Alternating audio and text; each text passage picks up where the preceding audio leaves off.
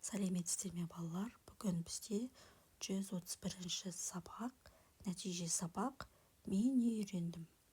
Бірінші жаттығу, мәтінді түсініп оқы. Туған өлке. Сонау оңтүстіктен ұшып шыққан қараторғай ағаш басына орнатылған үйшігіне биыл да шаршап, шалдығып әрең жетті. Оның бұл үйшікті меншіктеніп, балапандарын ұшыра бастағанына да 5 жыл өтті. Күн суыта, оңтүстікке ұшып кетіп, әр көктем сайын қайтып оралу қашанғы әдетіне айналған. Жылы жақтан туған өлкеге жету үшін асқар таулар мен шалқар көлдерді, аңызақ аптап шөлдерді ұшып өту қиынның қиыны. Көңілін қуаныш кернеп отырған оның қасына қарға ұшып келіп сәлемдесті де. Азып-тозып қайта оралғанша мәңгі жаз өлкесінде неге қалып қоймайсың? Саған таңғаламын. Тіпті жаным ашиды, деді қамқорсып. Туған жерге деген сағыныш жүрегімді кернегенде, қанатыма қуат, жанарыма шуақ болып кетеді. Отан, оттандастық деген емес пе? Деп дүр сілкінген қараторғай шаттанып сайрай жөнелді.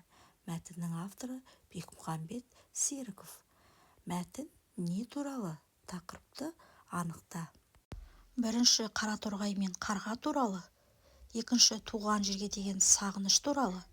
Үшінші қараторғайдың үйшігі туралы.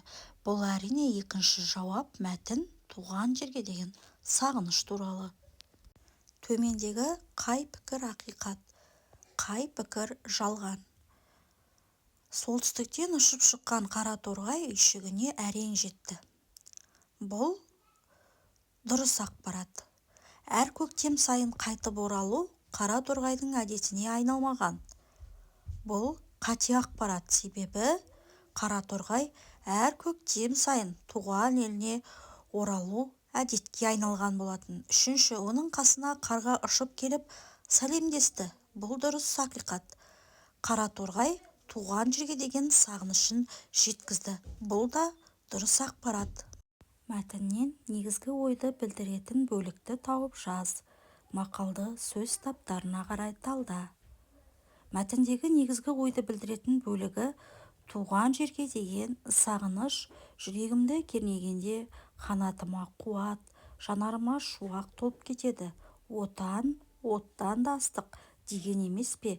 Деп дүр сілкінген қараторғай шаттанып сайрай жөнелді деген бөлігі мәтіндегі негізгі ойды білдіреді. Отан, оттандастық деген мақалды сөз табына талдайтын болсақ, отан не деген сұраққа жауап береді? Зат есім. Ыстық сөзі қандай деген сұраққа жауап береді? Бұл сын есім. Оттан сөзі бұл тұрлаусыз мүше. Тұрлаусыз мүше дегенде еске салып өтейік. Тұрлаусыз мүше дегеніміз бастауыш пен баяндауыштан басқа сөйлем мүшелері тұрлаусыз мүшелер деп аталады. Келесі екінші жаттығу. Оқы, әр қатардағы сөздерден сөйлем құра.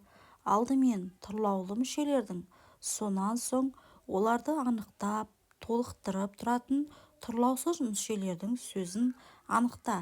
Бірінші, орманға көктемде біз бардық деген сөздер берілген. Бұдан сөйлем құрайтын болсақ, біз көктемде орманға бардық деген сөз шығады екен. Екінші, көтерілді күн көтерілді.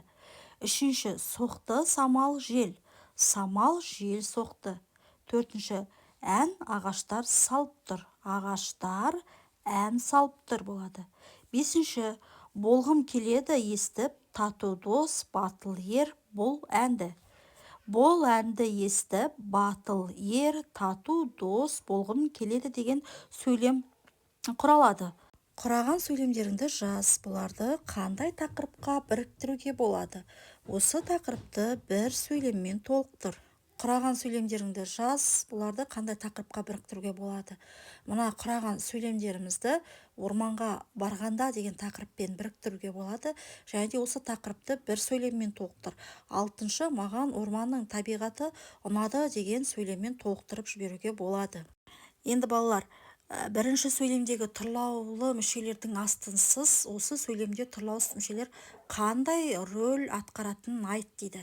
Бірінші сөйлемде біз көктемде орманға бардық сөзіндегі баяндауыш бардық сөзі, яғни не істеді? Біз кім? Біз бұл бастауыш. Ал көктемде орманға сөздері бұл сөйлемдегі тұрлаусыз мүшелер. Енді осы сөйлемдегі тұрлаусыз мүшелерді алып тастап оқып көрейік. Біз бардық деген ғана сөз қалады, яғни сөйлемде мағына болмай қалады. Сондықтан да тұрлаусыз мүшелер бұл сөйлемде өте маңызды рөл атқарып тұрады. Сөйлемде тұрлаулы мүшелер де, тұрлаусыз мүшелер де бір-бірін толықтырып тұрады. Мәтіннің түріне ажырат. Бұл мәтін әңгімелеу мәтініне жатады. Енді келесі үшінші жаттығу. Диалогтерді оқы, неліктен күлгеніңді айт. Бірінші, Аян, сен әліпбиді жатқа білесің бе? Иә. Адан кейін қай әріп тұрады? Барлығы. Екінші, әже, зообаққа барайықшы. Қаяңды көргің келеді күнім? Динозаврды. Қай диалог қызықты болды? Неліктен? Ойыңмен бөліс.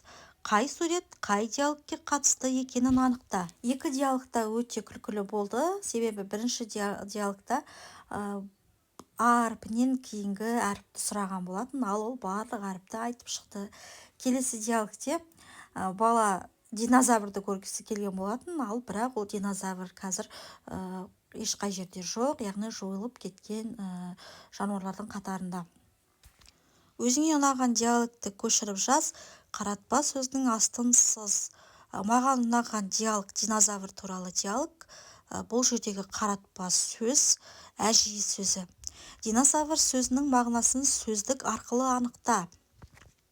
Динозавр сөзі грек тілінен қазақша аударғанда қорқынышты кесіртке дегенді білдіреді екен. Себебі ғалымдар оны кесірткенің бір түріне жатқызған делінген дерек көзде. Төртінші жаттығу. Қай сөздердің мағынасы дұрыс анықталмағанын тап және дәлелде. Бірінші, сөз заттың, сапаның, қимылдың атауы. Бұл дұрыс мағына.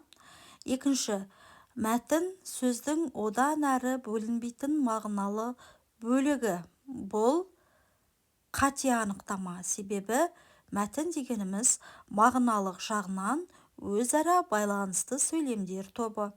Үшінші, түбір мағыналық жағынан өзара байланысты сөйлемдер тобы. Бұл әрине қате мағына. Түбір дегеніміз сөздің одан әрі бөлінбейтін мағыналы бөлігі. Ал балалар, осымен біздің бүгінгі сабағымыз аяқталды. Сіздерге осы видео ұнаған болса, видеоға лайк басып, міндетті түрде осы каналға тіркеліп кетуді ұмытпаңыздар. Сол кезде келесі шығатын сабақтарды бірінші болып көретін боласыздар. Назарларыңызға рахмет. Видеоны соңына дейін қарағандарыңыз үшін де рахмет. Келесі сабақта кездескенше сау болыңыздар.